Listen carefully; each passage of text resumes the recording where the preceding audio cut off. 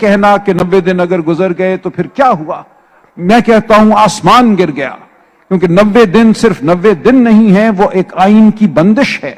और अगर आइन की बंदिश को हम एक खिलवाड़ समझते हैं, एक इनका तकद्दुस और अदलिया की आजादी, इसके हवाले से पहली बात तो मैं ये कहना चाहूंगा, पहली गुजारिश कि ये बात बिल्कुल वाज़ेह है कि आइन का तकद्दुस एक मुत्तहिद अदलिया के बगैर भी मुमकिन नहीं है। आज जो हमें अदलिया में एक मकालमा कह लें या एक चपकलश कह लें जो नजर आ रही है, उसने मौका दिया है उन कुव्वतों को जो पहले दिन से ही पाकिस्तान में आईनी निजाम, जमहूरी निजाम की मुखालिफ कुव्वतें हैं। ये कोई नया मामला नहीं है।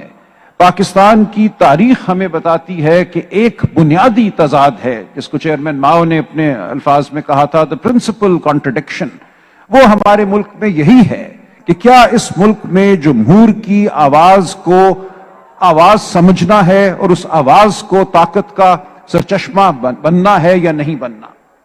जमहूरी और गैर जमहूरी रवैये शुरू दिन से बरसरे पैकार हैं और आज भी हमें यही नजर आ रहा है।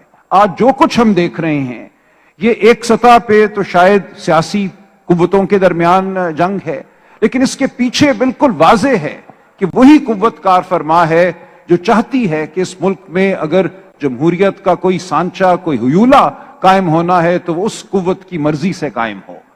वो कुव्वत ये समझती है कि सुर्ख लकीरें लगाना उसका हक है। किसको हमने सियासत में रहने देना है, किसको हमने पार्लिमान में रहने देना है, किसको हमने हुकूमत में रहने देना है, यह समझा जाता है कि उनका इस्तेहकाक है।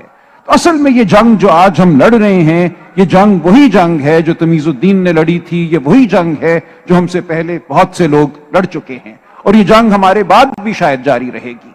हमें अयादा करना है कि इस मुल्क में हम जमहूरियत के लिए खड़े हैं और जमहूरियत हमारे आइन का बुनियादी तकाजा है। लिहाजा यह कहना कि 90 दिन अगर गुजर गए तो फिर क्या हुआ, मैं कहता हूं आसमान गिर गया, क्योंकि 90 दिन सिर्फ 90 दिन नहीं है, वो एक आइन की बंदिश है। और अगर आइन की बंदिश को हम एक खिलवाड़ समझते हैं, एक खिलौना समझते हैं कि अगर वो मेरे मतलब की है, मुझे उससे कोई फायदा है तो मैं उसको मान लूंगा, मेरे मतलब की नहीं है, मुझे फायदा नहीं है तो मैं उसको नहीं मानूंगा, तो फिर कोई आइन नहीं है, फिर आइन का एक झांसा है हमारे सामने। लिहाजा ये